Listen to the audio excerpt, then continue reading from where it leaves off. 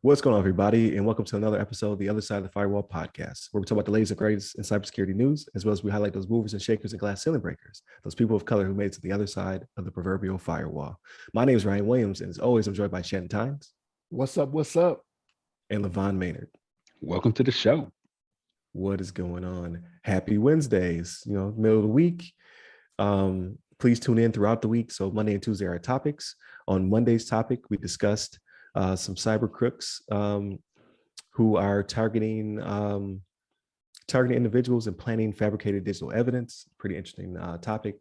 The crew that's doing it's not very robust or technically skilled is what they're finding, but still it's interesting that they're planning evidence on people, whether it be phones or emails and things of that nature. So definitely tune in for that.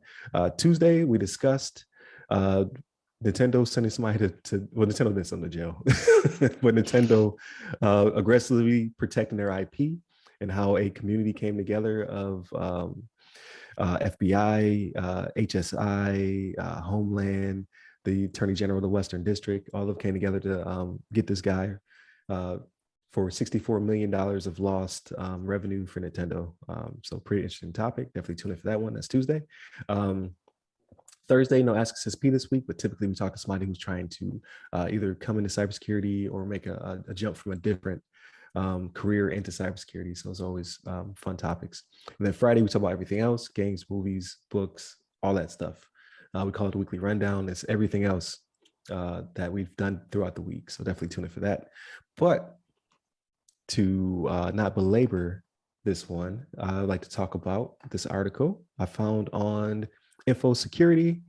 It's written by Sarah Cobble, and it is titled Maryland Cyber Nonprofit to Create Centers of Excellence. So I like to always highlight this stuff when I can, just the different initiatives.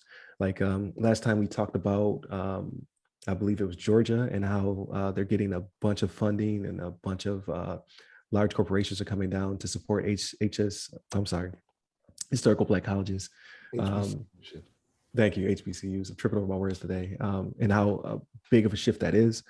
This one is a little bit different. This one is they're building up a nonprofit organization that will be the Cyber Association. I'm sorry, I'm tripping over all my words, right? So the nonprofit organization, the Cybersecurity Association of Maryland, CAMI, has announced that they're going to be building 3 centers, right?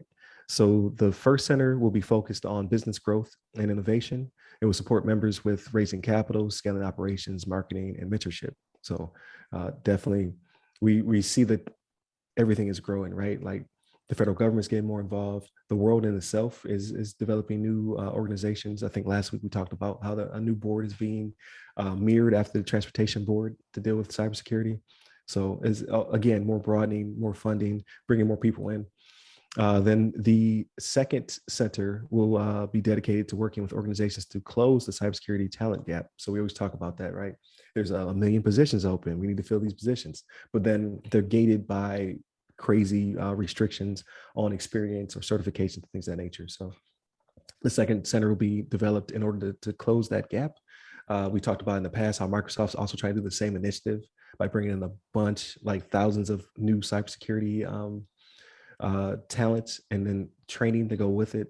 And then again, we talked about like places like Georgia, Apple's coming down, Bell South, Microsoft, Apple to build a pipeline to bring students in. And then the third and final center will be cyber resilience, providing knowledge and resources to members, including support with the cybersecurity maturity model certification, so the CMMC, as well as state, local, and educational SLED agencies offering cyber hygiene help for small, medium-sized businesses. So when we talked about in the past, we had like Gabe Davison from CISA. There's also an initiative that they've been doing as well to protect education in schools.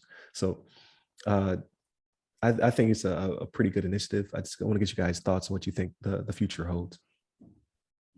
I think it's a great initiative. Obviously, it's something that we've been covering for like the last it seems like a couple of years now, a year and a half or so. Cybersecurity is a big, important topic, something that needs to be looked at more, needs to be kind of focused on. and more organizations. And it kind of gets, we talked about last week with Getter and their like dismantling their cybersecurity team to save some money, which we think is probably like the worst thing you can do for an organization that's focused on technology, or any organization for that matter. But things like this are great to see. It's great to see initiatives that are focused around cybersecurity and trying to build it up, support companies that are looking to get into cybersecurity more, and as well as create that pipeline for more educated individuals to take up cybersecurity jobs. And then also just like supporting small businesses and helping to make sure that they have a cybersecurity like foundation that they can be able to be resilient enough to survive cyber attacks, or be able to counteract cyber attacks that could affect their business.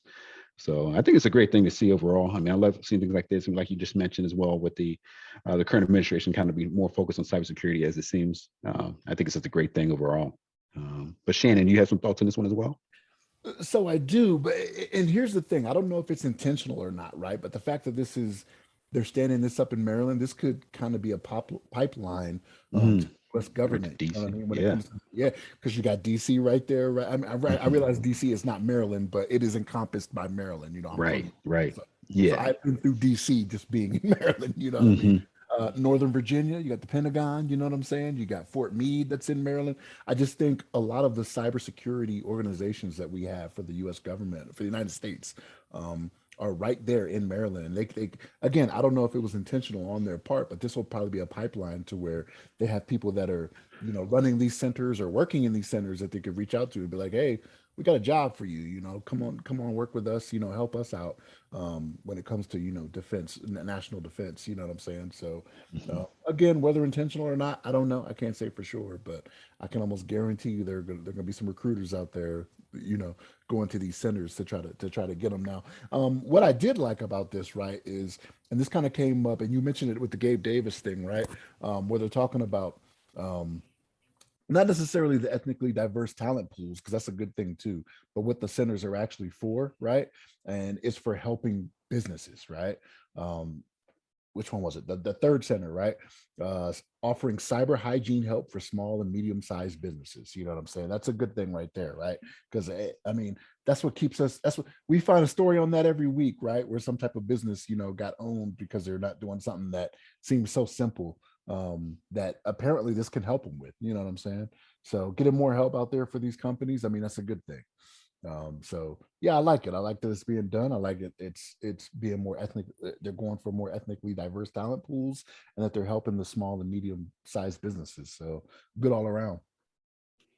Yeah, definitely. I don't remember what the timeline was off the top of my head. In the article, it was pretty quick though. Like the initiative is supposed to be done by. Actually, no, it doesn't mention it. It just says that CAMI, the organization, was established in 2015 and is Maryland's only organization solely dedicated to the growth of Maryland's cybersecurity industry.